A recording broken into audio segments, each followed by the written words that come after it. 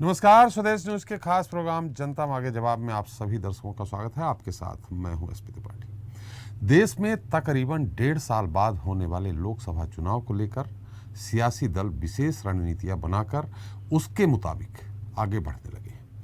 BJP जहां हमेशा की तरह ही काफी पहले ही चुनावी मोड में आ चुकी है, तो दूसरे दल एकजुट होकर बीजेपी और पीएम मोदी से मुकाबले के लिए कड़ी कवायद में जुटे। विपक्ष को एकजुट करने का बिहार के मुख्यमंत्री नीतीश कुमार ने बीड़ा उठाया है, जिसमें अभी तक उन्हें कुछ खास कामयाबी नहीं मिल सकी है। लेकिन वह जिस तरह से विपक्ष को एकजुट करने के लिए लगातार प्रयास कर रहे हैं, उसे देखकर लग रहा है कि नीतीश कुमार सफल भी हो सकते हैं।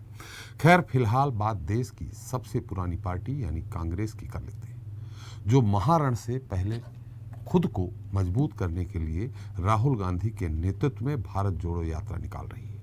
हालांकि कांग्रेस इसे जन आंदोलन बता रही है। उसके मुताबिक इस यात्रा का उद्देश्य दिल्ली में बीजेपी के नेतृत्व वाली केंद्र सरकार की कथित विभाजनकारी राजनीति के खिलाफ देश को एकजुट करना है। कन्याकुमारी से शुरू हुई कांग्रेस की भारत जोड़ो यात्रा कश्मीर तक जाएगी। 5 महीने तक चलने वाली 3500 किलोमीटर से ज्यादा की यात्रा 12 राज्य से होकर गुजरेगी। वैसे भारत जोड़ने वाली कांग्रेस पार्टी इस वक्त खुद लगातार टूट रही है। लगातार नेताओं से लेकर कार्यकर्ता हाथ का साथ छोड़ रहे हैं। इस बीच अब कांग्रेस के अध्यक्ष पद का चुनाव भी नजदीक आ रहा है और सवाल ये उठ रहा है कि कांग्रेस की कमान किसके हाथ में होगी। क्या गांधी परिवार से ही कोई अध्यक्ष बनेगा या कोई और पार्टी को संभालेगा? दरअसल ये सवाल इसलिए उठ रहा है क्योंकि राजनीतिक फिजा में इस बात की चर्चा जोरों पर है कि राहुल गांधी अध्यक्ष बनने के लिए तैयार नहीं है। हालांकि करीब दर्जन भर राज्य राहुल गांधी को अध्यक्ष बनाने की मांग कर रहे हैं, लेकिन कांग्रेस, खासकर राहुल की रणनीति क्या है? जनता मांगे जवाब में आज चर्चा इसी मुद्दे को लेकर होगी कि राहुल की रणनीति।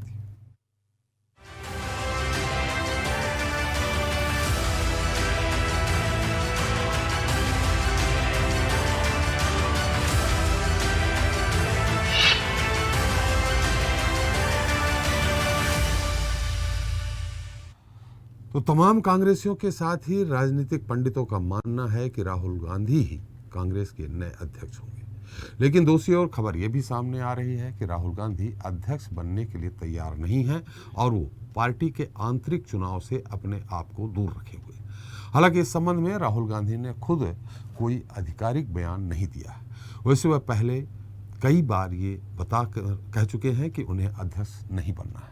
यही वजह है कि सोनिया गांधी लगातार पार्टी की कमान संभाले हुए हैं और इस बीच सवाल ये भी उठने लगा है कि अगर राहुल अध्यक्ष बनने के लिए राजी नहीं होते हैं तो फिर मुकाबले में कौन कौन उतरेगा और ये कितना दिलचस्प रहेगा। सवाल ये भी है कि अध्यक्ष पद के लिए कौन कौन दावा कर रहा है, किसका दावा मजबूत है। साथ ही अध्यक्ष पद की जो चुनाव प्रक्रिया है उसमें तटस्थ भूमिका निभाने वाली सोनिया गांधी का जो बयान सामने आया है उसके असल मायने क्या है। जनता मांगे जवाब में इसे लेकर चर्चा शुरू करें, उसके पहले देख लेते हैं हमारी एक खास रिपोर्ट।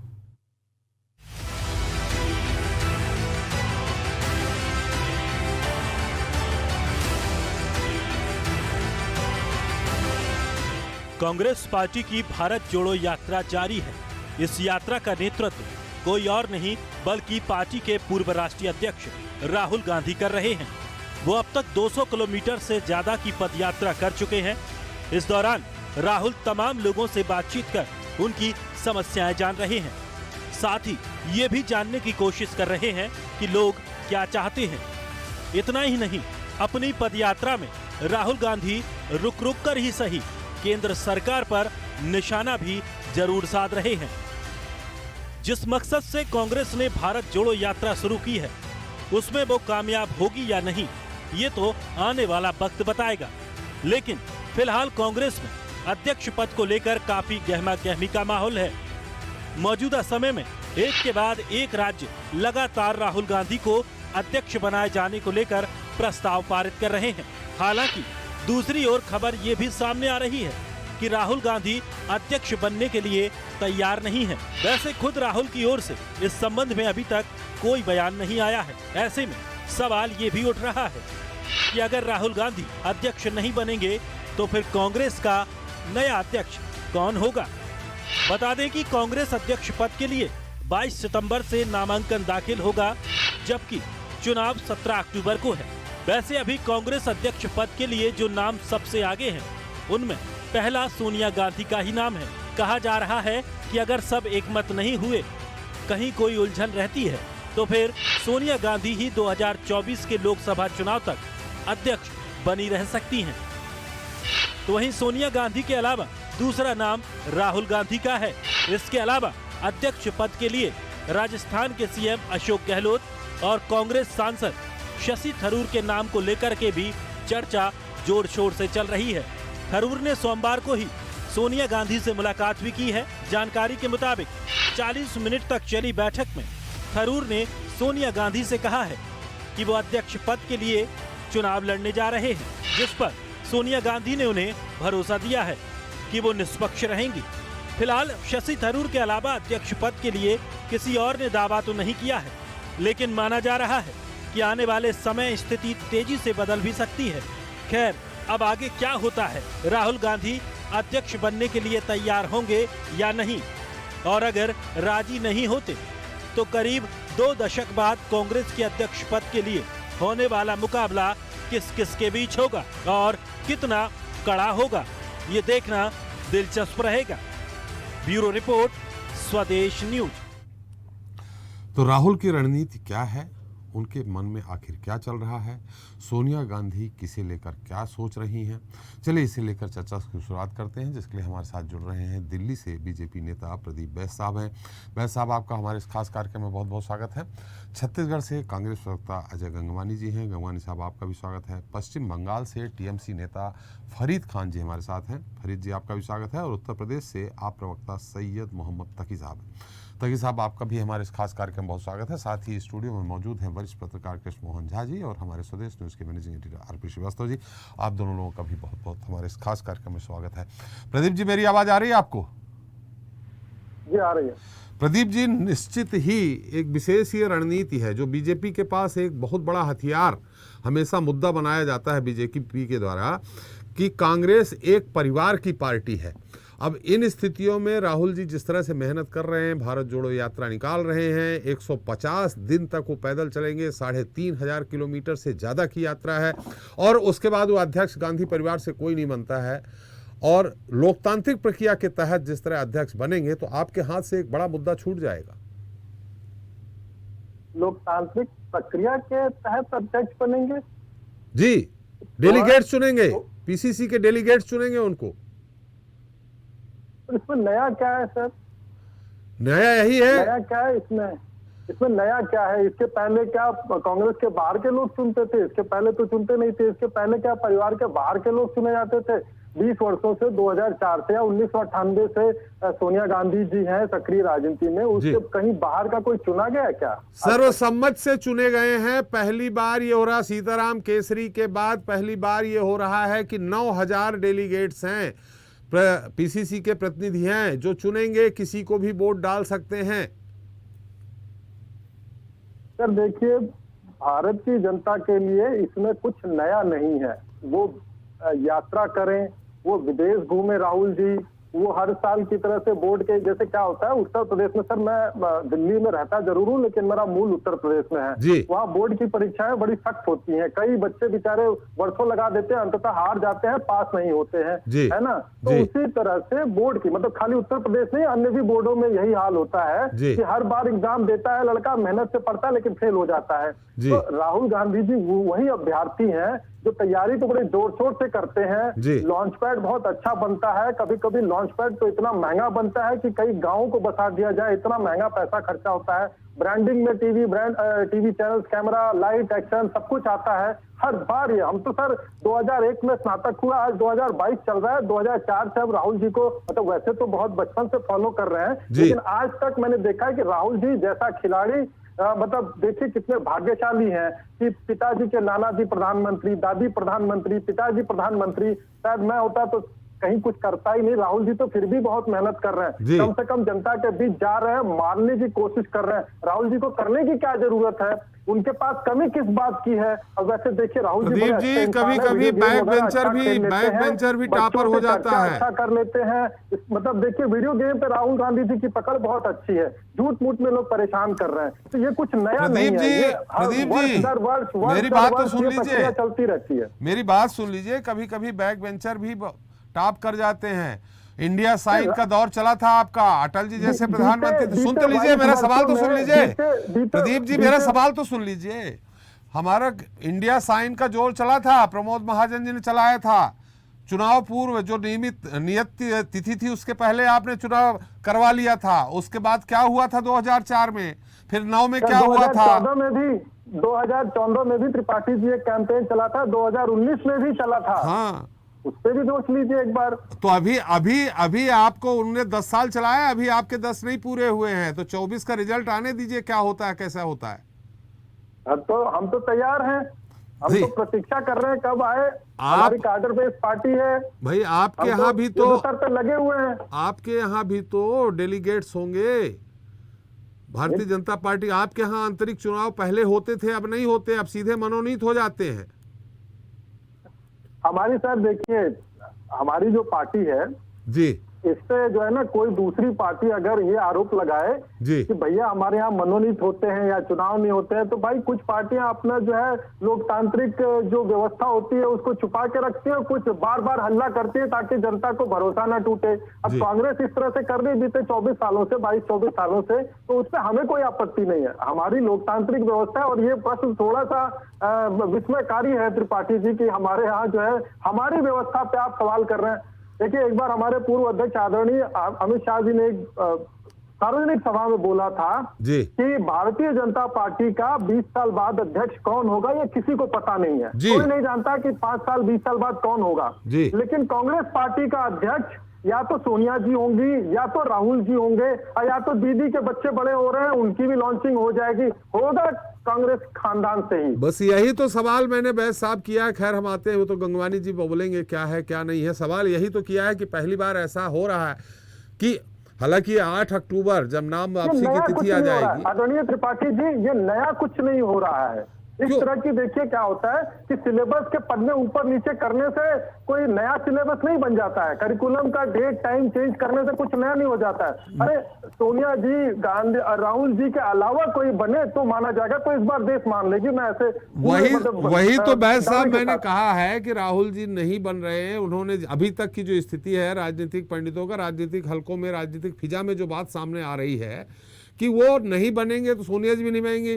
गहलोत जी का नाम आ रहा, शशि थरूर जी का नाम आ रहा, और भी बहुत सारे लोगों के नाम आ रहे हैं। अगर ये होगा तो हमने आपसे वही सवाल किया कि आपके एक हाथ से एक बड़ा हथियार चला जाएगा। खैर, गंगवानी साहब के पास चलते हैं। गंगवानी साहब, देखिए, कांग्रेस जो है ना, कांग्रेस जहां तक हथियारों की बात कही जाए तो बोफोर्स से लेकर अब तक इनके पास हथियारों की कमी नहीं है। एक मुद्दा छूटता है, नया दे देते हैं। अफजल के देश तेरे टुकड़े होंगे, एक नया मुद्दा दिया ना। मुद्दों की कांग्रेस कमी नहीं छोड़ती है। एक छूटता है, नया आता है। तो परिवारवाद से बाहर निकलेंगे तो उसके बाद बहुत सारी अन्य बातें आ जाएंगी। तो मुद्दों की कमी नहीं है। मुद्दे तो आप लोग ढूंढ ही लेते हैं।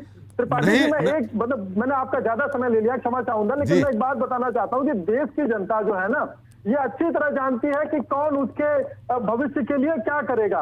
अब बहुत ही अफसोस की बात है, सबसे पुरानी पार्टी, सबसे बड़ी पार्टी आज रीजनल पार्टी से भी छोटी स्थिति में है, जिस पे चर्चा की जा सकती है। बहरहाल सर, आपने बहुत, मैंने सुबह में कौन सी रीजनल पार्टी से छोटी स्थिति में है बैस साहब?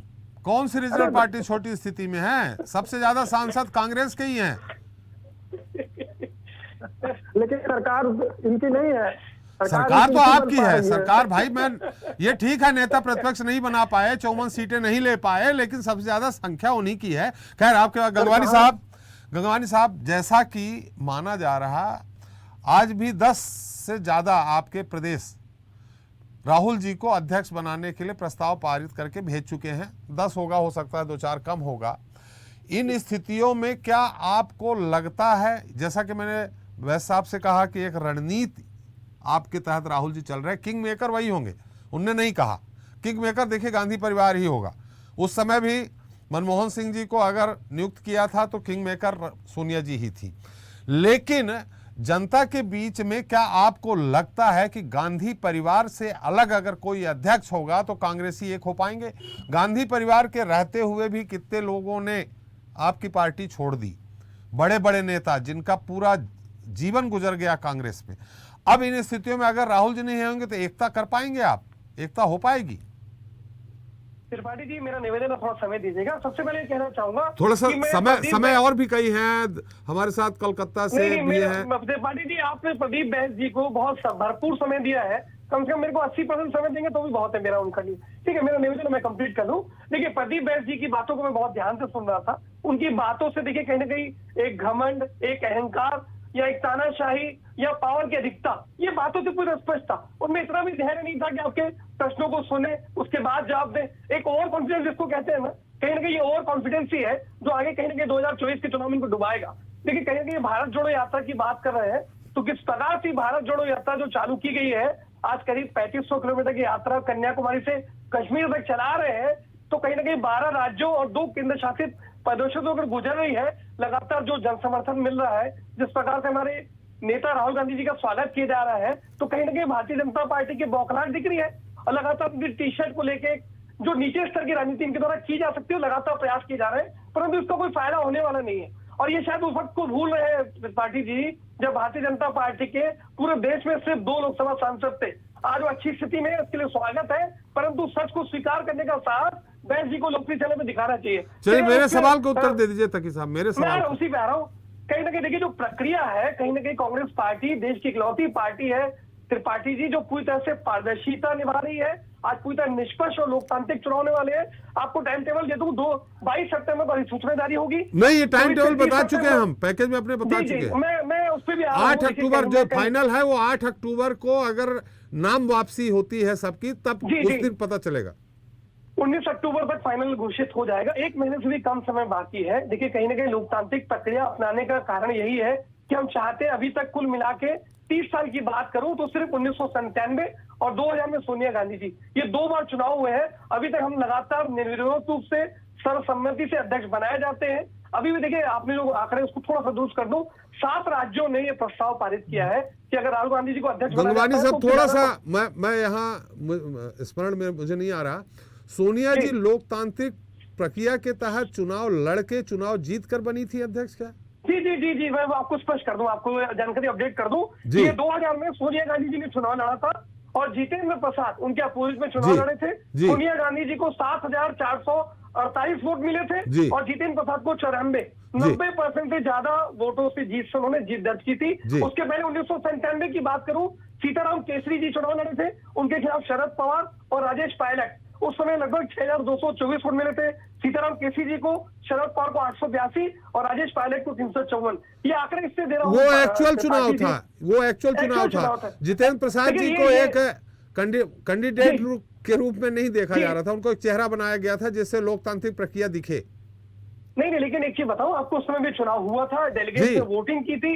अभी भी स्पष्ट कर दूं पार्टी जी, कुल मिला के एआईसी के 9,000 से ज्यादा डेलीगेट जो है, अगर ऐसी स्थिति बनती है कि एक से ज्यादा व्यक्ति चुनाव लड़ना चाहते हैं, जैसे आपने भी स्पष्ट रूप से कहा, शशि थरूर जी सोनिया गांधी जी से मिले, अगर वो चुनाव लड़ने के इच्छुक है तो सोनिया गांधी ने स्पष्ट रूप से कहा आपका ये स्वतंत्र है, आप इसके लिए ये प्रक्रिया बता रहे हैं गंगवानी साहब। हम आपसे सवाल कर रहे हैं कि बिना गांधी परिवार के कांग्रेस में एकता, कांग्रेस बिखर जाएगी? नहीं, ये जो आपका आरोप है ये पूरी तरह गलत है। आरोप नहीं लगा रहा, मैं सवाल कर रहा हूँ। जी, जो सवाल है आपका, देखिए एक बात स्पष्ट कर दूं, हमारे यहाँ जितने भी निर्णय लिए जाते हैं, आंतरिक लोकतंत्र है, सर्वसम्मति से निर्विरोध उससे अध्यक्ष बनाए जाते हैं। ये भारतीय जनता पार्टी द्वारा फैलाने का दुष्प्रयास जरूर किया जा रहा है कि गांधी परिवार के बिना कांग्रेस पार्टी बिखर जाएगी, ये पूरी तरह निराधार है। जो भी निर्णय लिए जाएंगे सर्वसम्मति से लिए जाएंगे, लेकिन इस बात का जो प्रयास लगाया जा रहा है कि अगर गांधी परिवार से हटेंगे तो लोग छोड़ेंगे, लेकिन देखिए छोड़ने का कहीं ना कहीं जो कारण है, आज प्रकार से केंद्र की मोदी सरकार लगातार ईडी, सीबीआई, इनकम टैक्स का दुरुपयोग आज लोकतंत्र द्वारा चुनी गई सरकारों को गिराने के लिए किया जा रहा है। आज उनको ब्लैकमेलिंग की जा रहे हैं। उनके देखिए जो भी लोग शामिल होते हैं भारतीय जनता पार्टी के, वो गंगा के धुले दूध के पास साफ हो जाते हैं। आज ईडी, इनकम टैक्स से सारे केस समाप्त हो जाते हैं। तो आज सत्ता का दुरुपयोग कहाँ सवाल है, कहाँ आप चले जा रहे हैं? हमारा सवाल है जी, मैं उसी पे आ रहा हूँ, मेरी बात सुनिए। आप जो आरोप लगा रहे हैं कि जो फिर पार्टी आपने छोड़ कहा के जा आरोप रहे हैं- लगा रहे हैं। देखिए मेरा काम है सवाल करना, मैं सवाल कर रहा हूँ आपसे। त्रिपाठी जी सवाल के जवाब दे रहा हूँ। जी, जो आप सवाल आरोप उठा बोल रहे हैं हैं- बार बार। नहीं, माफी चाह रहा हूँ उसके त्रिपाठी जी, मैं सवाल कह रहा हूँ आपसे। आप जो सवाल उठा रहे हैं उसके दो कारण है। एक, वो छोड़ने का कारण क्या है वो मैंने बताया, और छोड़ने का रीजन अगर मैं ये कह रहा हूँ, आज जो देश के सच्चे सिपाही है कांग्रेस के, आज अगर विपरीत परिस्थितियों में है, इस मानता हूँ इस बात को कि आज हमारी विपरीत परिस्थितियां चल रही है, और उस समय हमारी पार्टी को जो छोड़ के जा रहा है वो न कभी सच्चा सिपाही था। आज हमारी जो पार्टी है वो कहीं ना कहीं मातृभूमि है। पार्टी से व्यक्ति है, व्यक्ति से पार्टी नहीं। इस बात को उसको कांग्रेस के छोड़ने वाले लोगों को समझना पड़ेगा कि आज व्यक्तिगत स्वार्थ के लिए आज वो पार्टी जो छोड़ रहे हैं, परंतु आगे चलकर उनका भविष्य बहुत अधर में होगा, और इस बात को स्वीकार करना चाहिए इनको। आज ज्योतिरादित्य सिंधिया जी का उदाहरण करो, ये परिवारवाद की बात करते हैं, क्या वो परिवारवाद के उदाहरण नहीं है? आज जैसा आज जो बीसीसीआई के सचिव है, आज बीसीसीआई परिवारवाद का उदाहरण कैसे आप परिवारवाद का उदाहरण कैसे आप सिंधिया दे रहे हैं? आप ही ने माधवराव सिंधिया जी के बाद ज्योतिरादित्य सिंधिया जी को आप ही ने प्रोजेक्ट किया, उन पे क्यों आरोप लगा रहे हैं बीजेपी पे? मेरी बात सुन लीजिए त्रिपाठी जी, आज ज्योतिरादित्य सिंधिया है ना भारतीय जनता पार्टी में, आज वो उसके उदाहरण नहीं है क्या? आज देखो सबसे बड़ा उदाहरण ये दे दो, आज जैसा आज क्रिकेट कंट्रोल बोर्ड के सचिव है, मुझे बता दीजिए क्रिकेट के गेम में क्या योगदान है। और पहली बार बीसीसीआई के संविधान में 3 साल का कार्यकाल पूरा होने के बाद, क्योंकि जय शाह जी के कार्यकाल को बढ़ाने का प्रयास किया जा रहा है, उसके कॉन्स्टिट्यूशन में परिवर्तन करने के लिए। क्रिकेट और राजनीति दोनों में बहुत अंतर है गंगवानी साहब, हम आपके पास आएंगे। नहीं त्रिपाठी और कंप्लीट कर लेता हूँ, आपको बहुत थोड़ा देता हूँ। आज ये यूपी से डैश दी, आज योगी आदित्यनाथ के पिता के राजनीति में नहीं थे, बता दें। यहाँ पे राजनाथ सिंह जी के पुत्र सांसद नहीं है, बता दें मुझे। आज मेनका गांधी के पुत्र मनोहर गांधी सांसद नहीं है, ये क्या परिवार का उसका उदाहरण नहीं है? आपको ऐसे लाखों प्रमोद महाजन की बात आपने खुद किया, आज उनकी बेटी सांसद नहीं है। एक बार, 2 बार, 3 बार, ये अलग मुद्दा है, ये अलग मुद्दा है। नहीं त्रिपाठी जी, आपका दायित्व है, आप एंकर है, बहुत वरिष्ठ एंकर है। मेरा निवेदन है कि सही तथ्य जनता तक पहुंचाने का दायित्व जितना मेरा उतना आपका भी है। तो आपको भरपूर उनका भी उदाहरण दे दीजिए ना, सचिन पायलट का दे दीजिए, नकुल नाथ का दे दीजिए, बहुत सारे ये भी उदाहरण दे दीजिए, जयवर्धन सिंह का दे दीजिए। देखिए, हम परिवारवाद का आरोप नहीं लगाते, आरोप लगा रहे हैं जी, इनको अपनी पार्टी में अपने गिरेबान में झांक के देखना चाहिए। मैं सिर्फ 10 उदाहरण दे सकता हूँ भारतीय जनता पार्टी। चलिए ये अलग उदाहरण है, राष्ट्रीय अध्यक्ष बने रहना, राष्ट्रीय अध्यक्ष बने रहना, प्रधानमंत्री बनना, ये बड़ी बात है, ये बड़ी बात है। 6 दिन के अडानी अंबानी क्या है, इसी का वायदा करके आए। अरे अडानी अंबानी कहाँ गंगवानी जी आप आ गए। चलिए मैं आपके पास आता हूँ। फरीद जी बहुत देर से इंतजार कर रहे हैं। फरीद जी आपको मेरी आवाज आ रही? जी हाँ, बिल्कुल आ रही। जी फरीद साहब, जिस तरह से यात्रा चल रही है, देखिए समर्थन जो सामने दिख रहा, जनता का समर्थन, अब वो जनता का मत कितना वोट में कितने कन्वर्ट होगी वो जनता, ये अलग बात है। लेकिन अभी जो समर्थन दिख रहा, टीएमसी यानी ममता जी अलग चल रही हैं। उन्होंने आप संकेत भी इस बात के दिए हैं कि विपक्ष एक होगा लेकिन कांग्रेस की तरफ से कोई मुखिया नहीं होगा, यानी समझ गए होंगे आपकी प्रोजेक्ट किसको किया जाएगा प्रधानमंत्री पद के लिए, वो अलग बात। आज की स्थिति में भारत जोड़ो जो यात्रा निकाल रहे हैं, देखिए आप भी ये कहते हैं कि बीजेपी सरकार को किसी भी तरह दिल्ली से अपदस्थ करना है, ममता जी कह चुकी हैं कई बार। इन स्थितियों में टीएमसी कितना साथ देगी और कितना साथ दे रही है? अभी तक तो नहीं दिखा मुझे कि टीएमसी की तरफ से कोई भारत जोड़ो यात्रा राहुल जी को समर्थन दिया हो। देखिए सबसे बड़ी बात तो ये है जी कि एटलीस्ट हमें कांग्रेसियों ने या देश के लोगों ने स्वीकृति दी जो हमारी नेत्री हमेशा से पदयात्राएं करती हैं, लोगों के बीच जुड़कर रहने का हमेशा से काम करती है। हमारी नेत्री ने शुरू से ही कहा है कि एसी के रूम में बैठकर कभी पॉलिटिक्स नहीं हो सकती है, जनगण के साथ आपको मिलकर चलना पड़ेगा। जी आपने हमेशा देखा होगा कि हमारी नेत्री, हमारा ये तीसरा टर्म चल रहा है, मगर हमारी नेत्री कभी भी एसी रूम में बैठकर पॉलिटिक्स नहीं करती है, ग्रास रूट वर्कर के साथ, लोगों के साथ मिलकर। क्या राहुल जी एसी रूम में बैठे हैं क्या, पैदल चल रहे हैं? और मुझे बहुत खुशी है कि राहुल जी ने भी और कांग्रेस के लोगों ने हमारी नेत्री से कुछ सबक लिया है और आज वो रास्ते पे उतरे हैं, और ये बहुत अच्छी बात है, ये बहुत अच्छी पहल है। और हम देख रहे हैं कि लोगों का समर्थन उनको जुट रहा है, ये बहुत अच्छी पहल है। इसी तरह से हर किसी को सोचना चाहिए। और मुझे खुशी इस बात की भी है कि बीजेपी को इससे डर लग रहा है, और डर लगना स्वाभाविक भी है। और सही मायनों में तो बीजेपी के पास डर के अलावा कुछ नहीं है। जब भी कोई नेता आगे उभर के आता है वो उसमें सीबीआई, ईडी या एनआईए का सहारा लेते हैं, और यही हमें प्रोत्साहन देता है। आज आप देखिए कि कहीं पर भी जितने भी दागी नेता हो रहे हैं वो विपक्ष के हो रहे हैं। अभी मैंने कल देखा कि कर्नाटक के जो शिव कुमार जी है उनको भी सीबीआई ने, ईडी ने बुला लिया है। हमारे यहाँ भी आए दिन नेताओं को बुला लिया जाता है। तो ये बीजेपी का डर है, और ये डर से हमें ये समझ में आता है कि बीजेपी को खुद भी एहसास हो चुका है कि आने वाले 2024 में बीजेपी और सत्ता में रहने वाली नहीं है।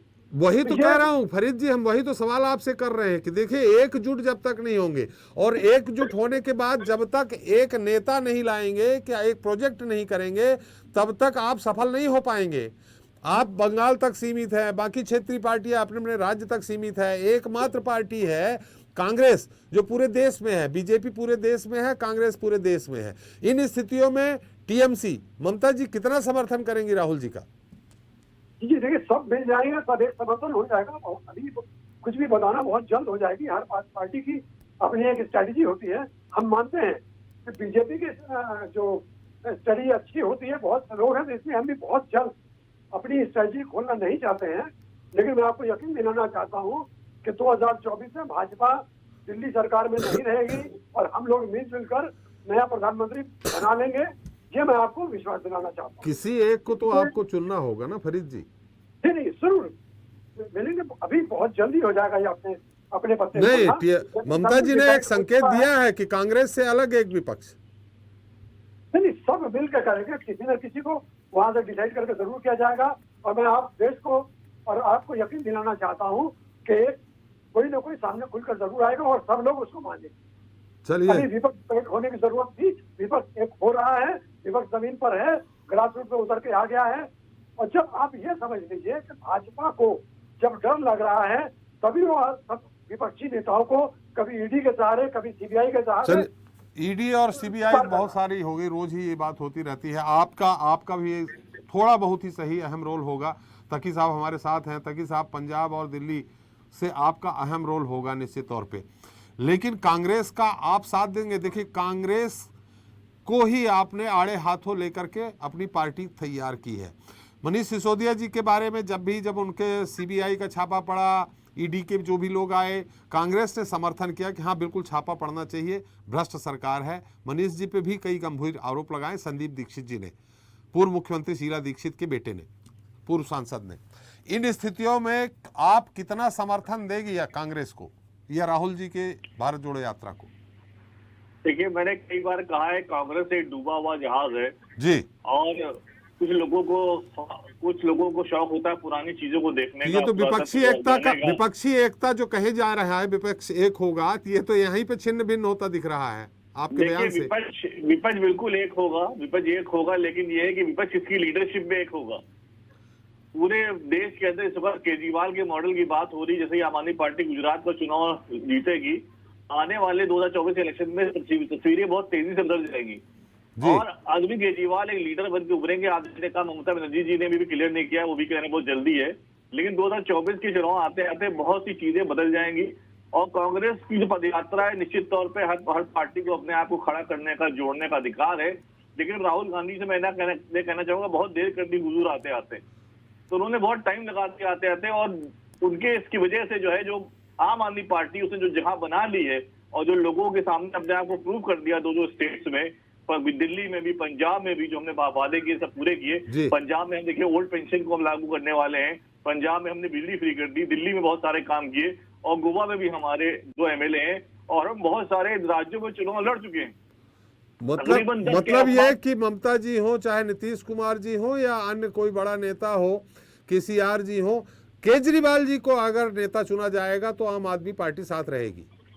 देखिए, विपक्ष का इंजन जो है आने वाले 2000 चुनाव में वो अरविंद केजरीवाल ही है और ये सब लोगों को साथ जाना पड़ेगा। कांग्रेस भी पीछे आएगी, कांग्रेस भी हमारे साथ ही आएगी, समर्थन करेगी और अरविंद केजरीवाल जी के क़यादत में, उनकी लीडरशिप में 2024 में विपक्ष की सरकार बनेगी, आम आदमी पार्टी सरकार बनेगी, उसके लोग होंगे।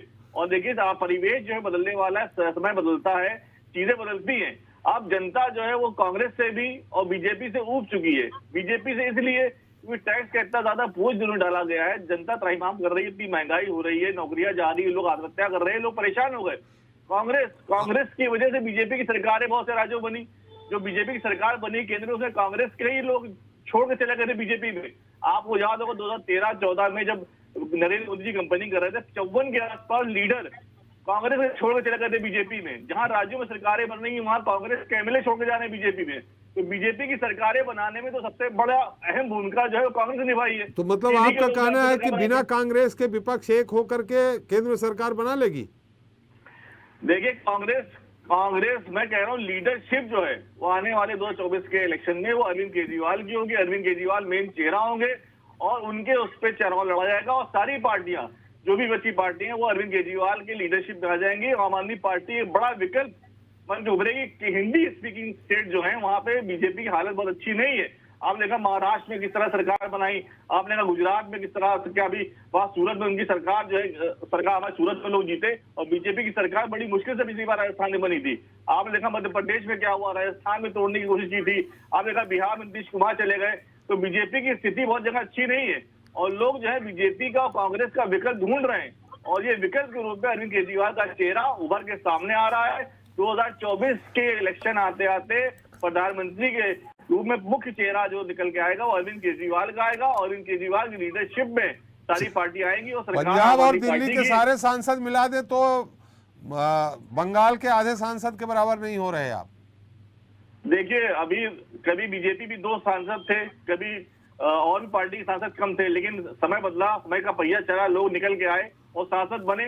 तो परिस्थितियां जिस तरह से बन रही है, जनता परिवर्तन चाहती है। तो ये कांग्रेस और बीजेपी दोनों जनता को वो वादे पूरे करके नहीं दे पाए जिसके लिए जनता ने उनको चुना था और चलिए। जनता समझ गई है फरीद कि जी, आप सुन रहे हैं विपक्षी एकता? आम आदमी पार्टी ने जैसे जी, फरीद जी सुन रहे हैं विपक्षी एकता? नहीं, ठीक है, ये उनका अपना ख्याल है जी। लेकिन मैं तो यही कहता हूँ और हम लोग अभी यही कहते हैं कि अभी बहुत जल्द कोई बात करना हो जाएगी। और अगर दूसरी निगाह से देखा जाए तो बंगाल में जिस तरह से हमने बीजेपी के लिए दरवाजे बंद करके रखे हैं, वरना बीजेपी का सिर्फ साइन बोर्ड रह जाएगा, उनके पास लोग नहीं रहेंगे। तो देश तो चाह रहा है ममता बनर्जी को तो आगे आते हुए देखा जाए। दरवाजा बंद हो जाएगा, जो दरवाजा खोले रखेगा उसकी पिटाई भी कर देंगे आप। चलिए, हमारे पास तो देखिए ममता बनर्जी को लोग दिलो जान से जानते हैं, पिटाई की कोई बात नहीं। हमारे पास ना कोई सीबीआई है ना कोई ईडी है। नहीं, ममता आपके बनर्जी को पास जनता चाहती है, जनता है, बाहुबली है, जो न सीबीआई की जरूरत है न कानून की जरूरत है। जब चाहे आए दिन खबरें आती हैं। नहीं, वो तो देखिए, ये खबरें तो बीजेपी ब्रांडिंग बहुत अच्छी करना जानती है। बीजेपी वही दिखाती है जो उनको अच्छा लगता है। त्रिपाठी जी, ये तो बात अलग है, लेकिन बहुत से लोग त्रिपाठी जी, जी जी त्रिपाठी तकी जी, साहब। एक बात कहना चाह रहा हूँ। जब पहली बार आम आदमी पार्टी की सरकार बनी थी, 28 एमएलए चुन के आए थे, जी। तब कांग्रेस ने हमें बिना मांगे बाहर समर्थन किया था, नहीं किया था? चलिए, अगली बार भी कांग्रेस और सरकार समर्थन बनी आपको थी, करेगी, तो प्रधानमंत्री आपके ऐसे- बनेंगे ऐसे- केजरीवाल जी। ऐसा सिचुएशन बनेगी, ऐसी परिस्थिति बनेगी तो निश्चित रूप से आम आदमी पार्टी की सरकार बनाने वाली 2024 में। चलिए, और मैंने फरीद जी से इसलिए सवाल किया, प्रधानमंत्री विपक्षी एकता की बात हुई थी। नहीं, विपक्षी एकता इत्तेफाकन की बात हमारे नहीं साथ हुई है। जनता दल यूनाइटेड देखिए, के नहीं हमारा है, राष्ट्रीय जनता कांग्रेस दल के का नहीं है, नहीं तो उनसे भी कांग्रेस बात कर का लेते हैं हम। अभी कांग्रेस के प्रवक्ता ने भी कहा, बात कंप्लीट कर लो, 10 सेकंड दे दीजिए। गंगवारी साहब आ रहे हैं, अभी फिर से आएंगे आपके पास। आप अपनी बात निश्चित रखें। हमारे साथ झा साहब हैं। झा साहब, देखिए विपक्षी एकता तो सामने दिख रही है। हो सकता है राष्ट्रीय जनता दल से होते तो कोई तेजस्वी जी का नाम लेता, जनता दल यूनाइटेड होते तो नीतीश जी का नाम लेता या केसीआर जी की नाम लेते। तो अभी तो दिल्ली कहते हैं ना बहुत दूर है। हालांकि 1.5 साल चुनाव के बचे हैं, लेकिन दिल्ली मुझे बहुत दूर लगती है विपक्ष के लिए। झा साहब। निश्चित रूप से आप बहुत सही कह रहे हैं जी।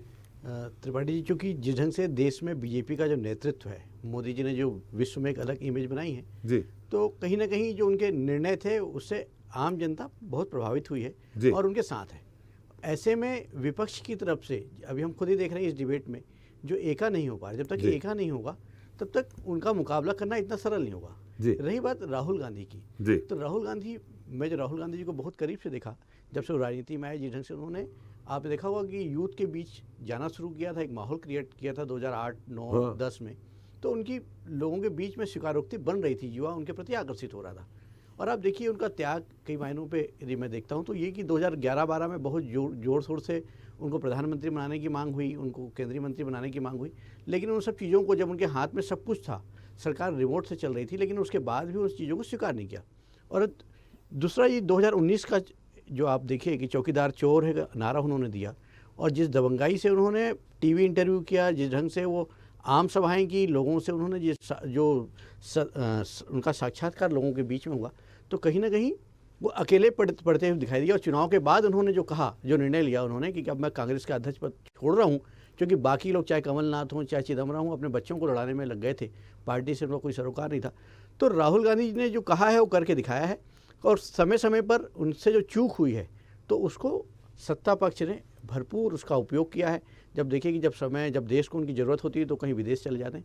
लेकिन एक बात मैं और आपसे कहना चाहूँगा त्रिपाठी जी, आपको लेकिन झा साहब जब भी यात्राएं हुई हैं तो कुछ न कुछ परिवर्तन हुआ है। जो मैं यही कहना चाह रहा हूँ त्रिपाठी जी, जब नेपोलियन से हम शुरू करते हैं, नेपोलियन से लेकर के भगवान परशुराम जी की यात्रा हो, और आप देखिए कि मध्य प्रदेश में सुंदरलाल पटवा ने भी यात्रा की, अपने शिवराज जी ने भी यात्रा की, और आडवाणी जी ने रथ यात्रा जो निकाली थी। तो यही वजह है कि जो हम बार बार सुनते हैं ना कि 2 सीट से लेकर के आज 300 तक आई है। तो कहीं ना कहीं जो जन यात्राएं होती हैं वो सत्ता परिवर्तन की संकेतक होती हैं, सत्ता दिलाने में उनका अहम रोल रहता है। और आप देखिए मध्य प्रदेश में 2018 में जब कांग्रेस आई थी तो आपने देखा होगा कि दिग्विजय सिंह ने नर्मदा यात्रा की थी, उसका एक भरपूर माहौल बना था, लोगों में एक जागृति आई थी। और अभी हम जो देख रहे हैं कि जो राहुल गांधी जिस ढंग से यात्रा शुरू की है, भारत जोड़ो यात्रा शुरू की है, उसको अपार समर्थन मिल रहा है साउथ में। और वो राहुल गांधी में एक सबसे बड़ी खास साउथ में बीजेपी कमजोर भी है। हाँ, नहीं वो सही कह रहे हैं आप, लेकिन आप देखिएगा जैसे जैसे आगे बढ़ेगी इनको समर्थन मिलेगा, लोग आएंगे, क्योंकि राहुल गांधी को लोग देखना चाहते हैं, सुनना चाहते हैं और बात करना चाहते हैं। तो राहुल गांधी के प्रति लोगों का आकर्षण अभी भरपूर बना हुआ है। जैसा कि अभी हम कह रहे थे, टीएमसी के लीडर ने कहा और आपने कहा, तो आज भी देश में बीजेपी को टक्कर देने की स्थिति में कोई पार्टी है तो वो कांग्रेस ही है। कांग्रेस के अलावा कोई ऐसा विकल्प नहीं दिखाई देता। और आपने एक बात और कही थी जो लगातार चर्चा का विषय था कि गांधी परिवार से इतर, आपको ध्यान होगा जिस ढंग से 97 में जबरिया सोनिया गांधी को लाना पड़ा था, क्योंकि कांग्रेस लगातार टूट रही थी। और उस समय आपको ध्यान होगा कि बड़े बड़े दिग्गज नेता हुआ करते थे, एक से एक नेता। वही डर है कि अगर तो गांधी परिवार से अध्यक्ष नहीं रहा तो कांग्रेस और निश्चित रूप से आप देखिए उससे इतर कोई व्यक्ति, गांधी परिवार से हटकर कोई व्यक्ति जो है वो कांग्रेस का अध्यक्ष नहीं बन सकता।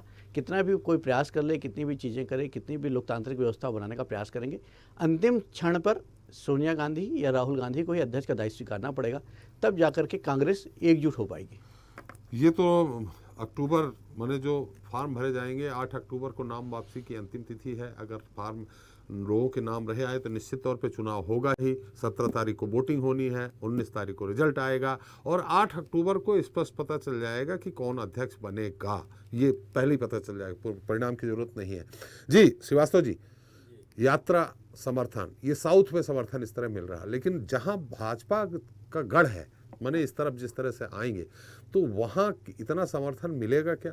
हालांकि इतना बड़ा लीडर अगर पैदल चल रहा है तो निश्चित तौर पे भीड़ भाड़, उत्सुकता भी होती है। आम जनता जो वोटों में तब्दील नहीं होती है वो भी देखने पहुंच जाती है। नहीं त्रिपाठी जी, जरा मैं राहुल की रणनीति जो हमारा विषय है उस पर बात कर रहा हूँ मैं जी। राहुल गांधी ने खुद अध्यक्ष पद छोड़ा जी, और मुझे लगता है कि जब भी उनसे सवाल किया जाता है तो अध्यक्ष बनने के लिए तैयार नहीं होते। राहुल गांधी को आपने देखा होगा, अभी झा साहब ने भी बोला कि उनके बहुत अवसर थे, मंत्री बनने के अवसर थे, प्रधानमंत्री बनने के भी अवसर थे। एक टाइम ऐसा था कि उनको प्रधानमंत्री बनाने की तैयारी हो गई थी। लेकिन राहुल गांधी जिस तरह की राजनीति करते हैं, जो उनका तेवर है वो एक अलग तरह का है। आप देखिएगा कि ये जो अभी अध्यक्ष पद का जो चुनाव होगा, निश्चित रूप से जहाँ तक मेरा मानना है, राहुल गांधी कतई अध्यक्ष पद का स्वीकार नहीं करेंगे, न बनने की कोशिश करेंगे जी। ये यात्रा भी सिर्फ इसीलिए मतलब इसका एक उद्देश्य ये भी है कि राहुल गांधी इन दिनों जो है यात्रा पर ही रहेंगे, पद यात्रा पर रहेंगे जी। अब आप देखिए जो चुनाव की प्रक्रिया है, जब पूर्व में भी चुनाव हो चुके हैं और कांग्रेस मतलब गांधी नेहरू परिवार से इतर भी अध्यक्ष बन चुके हैं, तो हमको लगता है कि ये जो रणनीति है राहुल गांधी ने स्वयं बनाया है और उस लाइन पर ही चल रहे हैं। मेरा ये मानना है इस मामले में कि राहुल गांधी अध्यक्ष न बन के कोई तीसरा ही अध्यक्ष बनेगा। अब जो भी बने गांधी परिवार से अलग बिल्कुल बनेगा। और ये प्रियंका जी का नाम क्यों नहीं आ रहा? नहीं, 2000 वो तो पहले भी आप समझिए उस परिवार से ही कोई नहीं बनना चाह रहा।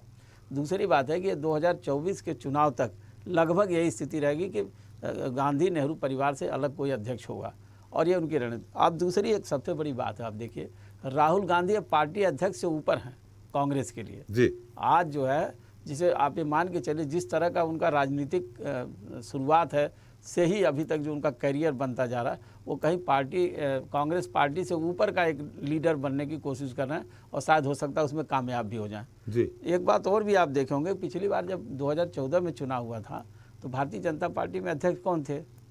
राजनाथ सिंह थे। और चुनाव किसके नेतृत्व में लड़ा गया? मोदी के। हमें लगता है कि कांग्रेस पार्टी पूरी अपनी रणनीति तैयार करके आगे बढ़ रही है। जहाँ तक पुराने नेताओं के आने जाने का जो सिलसिला चल रहा है, जिस तरह से पार्टी से बाहर जा रहे हैं, हमें लगता है कि उसकी कोई परवाह भी नहीं कर रहा है। राहुल गांधी आपने देखे एक बार भी मनाने की कोशिश नहीं कर रहे हैं, जो लोग चले जा रहे हैं। आप मध्य प्रदेश में देखिए, कमलनाथ ने बोले जिसको जाना हो तो वो कार से भेजने के लिए तैयार है भारतीय जनता पार्टी के गेट तक। तो मेरा ये कहना है कि आज की जो रणनीति हमें लगता है जो राहुल गांधी ने पूरी तैयारी के साथ अपनी पदयात्रा शुरू किया है, जिसका उनको समर्थन भी मिल रहा है। जहाँ तक पदयात्राओं का क्या रिजल्ट आता है वो बात की बात है, वो तो आने वाले 2024 के चुनाव में पता चलेगा। लेकिन इसके पहले जो है निश्चित रूप से उसका प्रतिशत जो है फेवर में ही जाता रहा है। हम ये नहीं मानते हैं कि इन पार्टी की जो एकता है, जैसे आम आदमी पार्टी की अभी मैं बात सुन रहा था कि केजरीवाल जी नेतृत्व करेंगे या ममता जी करेंगी। देखिए क्या होता है, कोई आपको लगता है कोई जयप्रकाश नारायण बनेगा इनमें? नहीं, इनमें से अभी कोई बनने की कोशिश नहीं कर रहा है। हमको लगता है कि केजरीवाल जी जहाँ पर भी सत्ता परिवर्तन कर रहे हैं वो सत्ता विरोधी लहर है। आप प्रदेश के चुनाव और देश के चुनाव में थोड़ा अंतर है। निश्चित रूप से जो राष्ट्रीय दल हैं वो आमने सामने होंगे ही होंगे। ये बात जरूर है कि जिस तरह से नीतीश कुमार ने कहा कि जो क्षेत्रीय दल जहाँ पर मजबूत है वो मजबूती से चुनाव लड़ें ताकि वो भाजपा को रोक सकें, वो तो हो सकता है। लेकिन हमें नहीं लगता है कि जो ये कयास लगा जा रहा है कि राहुल गांधी या कांग्रेस जो है प्रधानमंत्री पद के लिए केजरीवाल के पीछे अगर कांग्रेस जाएगी, ऐसा कुछ होने की संभावना नहीं लगती हमको। उसके लिए सीटों का नंबर भी चाहिए। क्या उतना नंबर इनके पास आएगा जो इनके पीछे कोई जाएगा? नहीं, 77 की भी स्थिति दोहरा दी जाएगी। दिल्ली में भी आप देख लीजिए, दिल्ली में क्या स्थिति लोकसभा की। जी हम बैस साहब आपके पास आ रहे हैं। गंगवानी जी कुछ कहना चाह रहे थे जब तकी साहब बोल रहे थे। गंगवानी साहब जी देखिए, कहीं ना कहीं आपके जो प्रवक्ता बैठे हैं ये बिना किसी विचारधारा वाली पार्टी है, अभी सिर्फ 2 राज्यों में सीमित है और ये बड़े बड़े दावे करते हैं कि केजरीवाल जी को विपक्ष का नेता बनाया जाए। तो कहीं ना कहीं इनको धरातल की स्थिति विपक्ष का नहीं बोल रहे हैं। सीमित हो गई है, छत्तीसगढ़ में, राजस्थान में सीमित हो गई है कांग्रेस कौन सा राज्य में आ रही है? हमारे पास जितने सांसद है, आपके पास सांसद है क्या? भारत जोड़ो तकी साहब आ जाएंगे आपके पास, उनकी बात आ जाए फिर तकी साहब आपसे बात करूंगा। आपको जी बोलिए गंगवानी साहब। मेरा तफसीली निवेदन है, आप अपनी बारी बोलिए। देखिए कहीं ना कहीं आज जो अन्ना हजारे जिनके दम पे आज आप पार्टी का गठन माना जाता रहा, आज अन्ना हजारे कहाँ है? आज जब लोकपाल विधेयक की बात करते रहे, क्या इनके द्वारा लाया गया? 2021 साल क्या कोई प्रयास किया गया?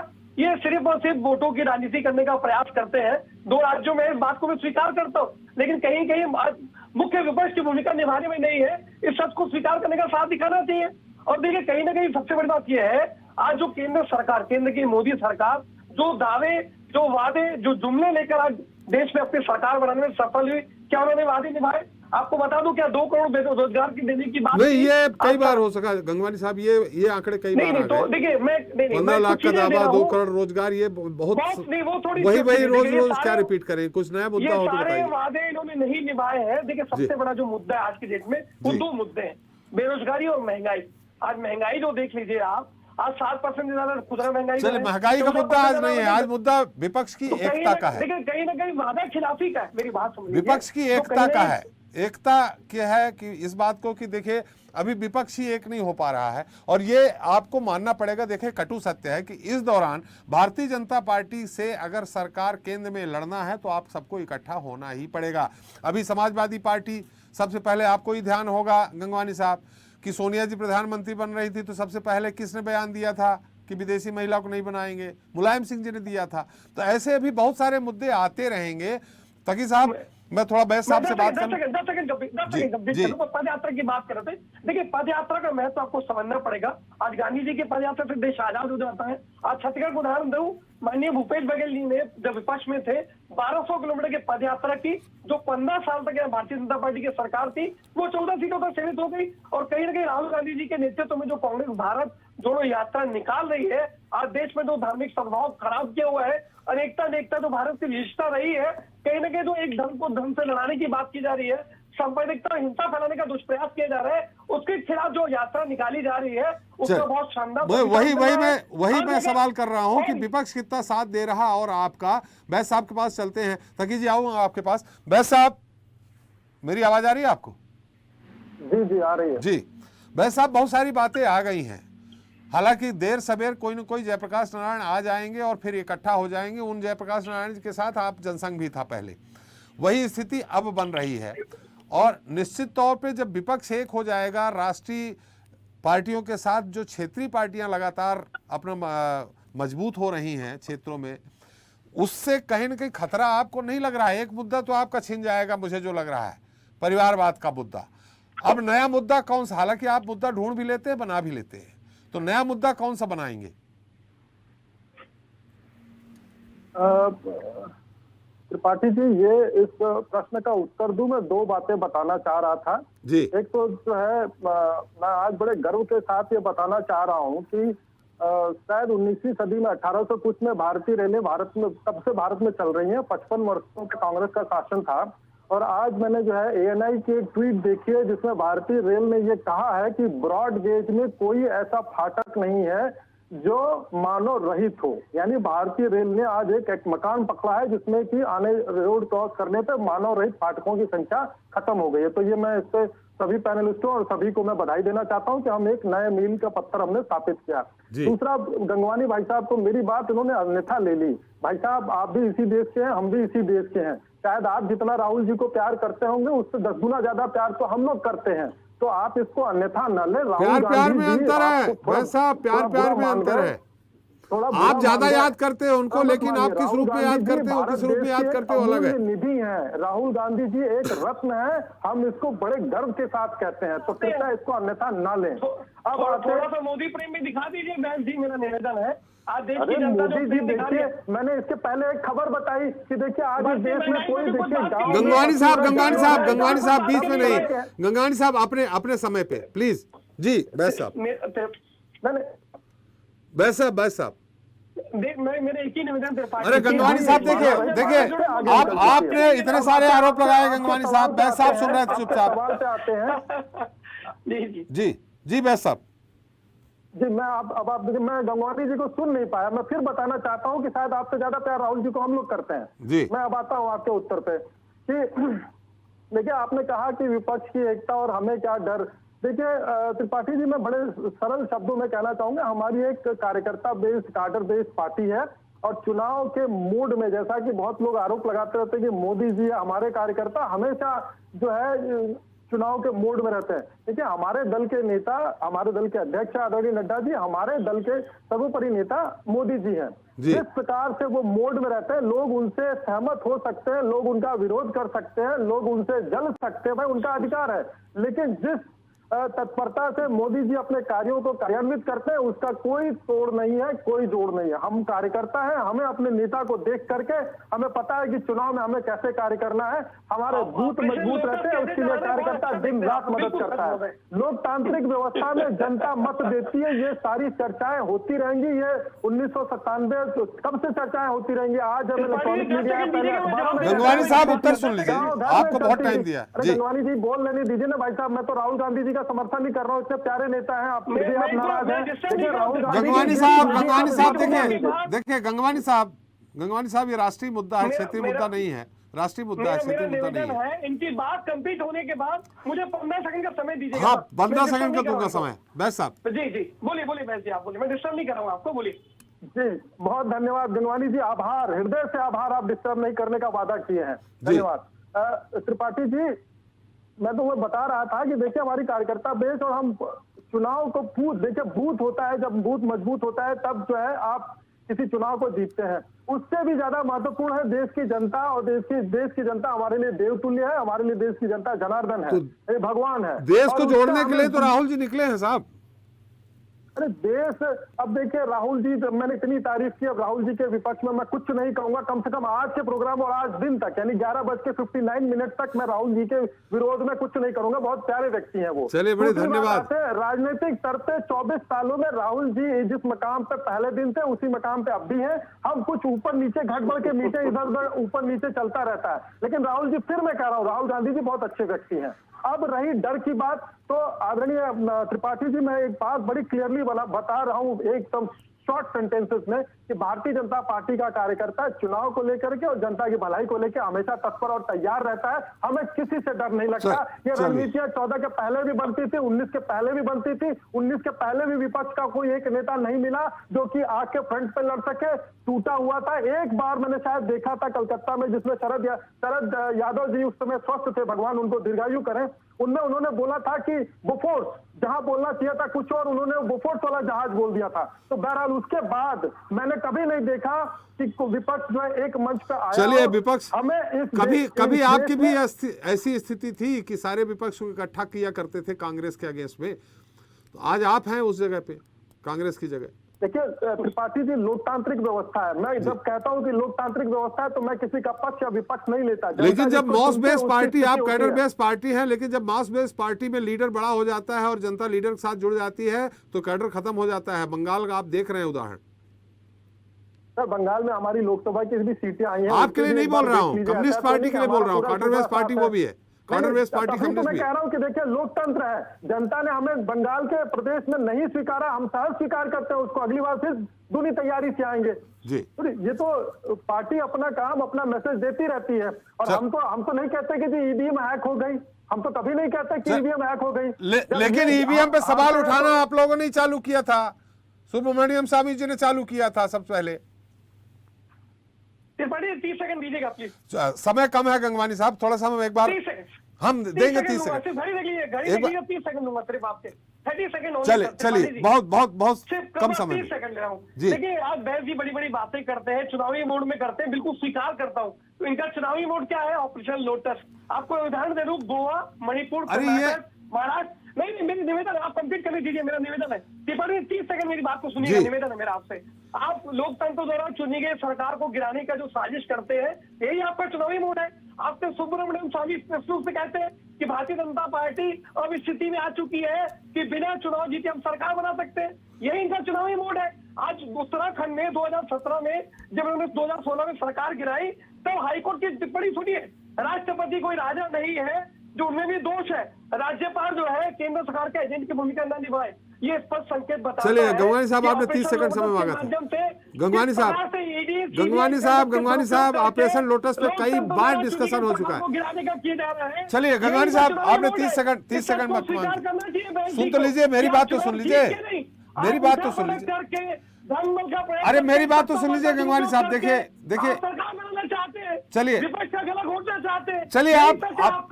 चलिए आपने 30, अरे आप 30 सेकंड मांगे थे ना, आपने कहा था 30 सेकंड। चलिए हमारे साथ एक मिनट इसमें। अरे गंगवानी जी लगातार, देखिए ये उचित नहीं है। देखिए आपने कहा था कि इतना समय दीजिए, उचित नहीं है। सारे लोग बैठे हैं। देखिए आप भी इसमें टीका टिप्पणी कर रहे हैं, सारे लोग बैठे हैं। खान साहब कलकत्ता में बैठे हैं, फरीद जी वो उन टीका पे, तकी साहब लखनऊ से बैठे हैं, दिल्ली से प्रदीप जी, कोई बीच में टीका टिप्पणी नहीं कर रहा है। ये छत्तीसगढ़ के लोग ऐसे नहीं है कि बीच में टीका टिप्पणी करें। आप लोग बड़े शांत लोग हैं जी। बातों का जवाब दे रहा हूं। चलिए जवाब, समय समाप्त हो गया है ना जो बात किया। जी फरीद जी आपने कहा था विपक्ष एक हो जाएगा, लेकिन तकी साहब ने जिस तरह से बयान दिया है और उन्होंने बात कही है, तो मुझे नहीं लगता है कि विपक्ष एक हो पाएगा। देखिए मैं फिर एक अपनी बात को दोहराऊंगा कि अभी बहुत जल्दी हुई कहना, और ये जो डिबेट में जो भाई साहब लोग बात कर रहे थे, मैं इससे पूरा मुतमईन नहीं हूँ, इत्तेफाक नहीं रखता हूँ जी। फिर भी मुझे पूरी उम्मीद है कि बंगाल से तो हम लोग 42 की सीटें देंगे। और भाई साहब हमारे बीजेपी के जो प्रवक्ता बोल रहे थे, तो ये तो पूरा उनका अहंकार बोल रहा था जी। और अहंकार तो रावण का भी था। तो मैं आपको इस दावे के साथ कह सकता हूँ कि बंगाल से कि कोई ना कोई हनुमान रूपी इंसान यहाँ से निकल कर जाके इनकी लंका को का ध्वंस करेगा। यही मैं आपको पूरे एतमाद के साथ बोल रहा हूँ। और 2024 में मोदी जी की सरकार रहने वाली नहीं है, ये मैं आपको एक बार फिर दावे के साथ दोहरा दे रहा हूँ। चलिए कौन होगा एक? झा साहब चलते चलते बहुत संक्षिप्त टिप्पणी। जिस ढंग से 2014-2019 की गलतियों से कांग्रेस ने सीख ली, और आप देखिए कि इनके जो भारत जोड़ो यात्रा के जो रणनीतिकार है दिग्विजय सिंह है, और दिग्विजय सिंह यहाँ पे धुन के बड़े पक्के व्यक्ति हैं, तो वो आप भी अच्छे से जानते हैं। यदि वो धुनी है उस ढंग से, और वो पूरा अप्रोच रूप से नेतृत्व वही कर रहे हैं, और जिस ढंग से यात्रा चल रही, तो मेरे को लगता है कि हिंदी भाषी राज्यों में भी उनको समर्थन मिलेगा, और जो जन यात्रा एक अलग मुकाम पर जाएगी। श्रीवास्तव जी, चलते चलते क्या लग रहा है आपको, मुकाम पे जाएगी, परिवर्तन होगा? देखिए त्रिपाठी जी, परिवर्तन तो जनता के मूड पर है जी। और अभी भाजपा के प्रवक्ता ने कहा भी कि हमारी कार्डर बेस्ड पार्टी है, सही बात है। दूसरी तरफ यह है कि कांग्रेस मास बेस्ड पार्टी है जी। अब लड़ाई कार्डर बेस्ड और मास बेस्ड में है। अगर वाकई मास बेस्ड पार्टी है तो निश्चित रूप से अगर जनता मन बना लेगी तो परिवर्तन हो सकता है, नहीं तो आज की डेट में जो स्थिति है आप तो देख ही रहे हैं कि मोदी जी की सरकार है, मोदी जी एक लोकप्रिय नेता हैं और भारतीय जनता पार्टी के सशक्त लीडर हैं, तो उनको चुनौती देने के लिए यदि कांग्रेस सामने आती है और उसके साथ ये दल आते हैं तब तो ठीक है। अदरवाइज आने वाला चुनाव जो है 2024 का, उसका परिणाम हो सकता है वैसे ही रह जाए जैसे अभी है। चलिए तकी साहब, माफ करिएगा, समय समाप्त हो गया, फिर मिलेंगे, फिर बात कर लेंगे निश्चित तौर पे। नहीं, समय समाप्त हो गया तकी साहब, समय। बहुत बहुत धन्यवाद, आप हमारे साथ जुड़े। फरीद जी आप हमारे साथ जुड़े, गंगवानी साहब आप, प्रदीप जी आप, झा साहब आप और श्रीवास्तव जी आप हमारे साथ जुड़े, अपना अमूल्य समय दिया, इसके लिए बहुत बहुत धन्यवाद। तो राहुल गांधी अगर अध्यक्ष का चुनाव नहीं लड़ते हैं तो निश्चित तौर पर कांग्रेस में 22 साल के बाद अध्यक्ष पद के लिए मुकाबला होगा। 22 बल्कि 25 कह सकते हैं। सबसे ज्यादा संभावना अशोक गहलोत और शशि थरूर के बीच टक्कर होने की है। ऐसा हम इसलिए कह रहे हैं क्योंकि थरूर चुनाव लड़ने के संकेत देने के साथ ही इस संबंध में सोनिया गांधी से बातचीत भी कर चुके हैं, जबकि सोनिया गांधी की पसंद अशोक गहलोत है, लेकिन वह चाहती हैं कि चुनाव निष्पक्ष हो, इसलिए ये दोनों मैदान में उतर सकते हैं। वहीं स्टैंड बाई लिस्ट में भी कई नेता हैं, इनमें मल्लिकार्जुन खड़गे, मुकुल वासनिक, कुमारी सैलजा, केसी वेणुगोपाल के साथ ही दिग्विजय सिंह का नाम भी शामिल है।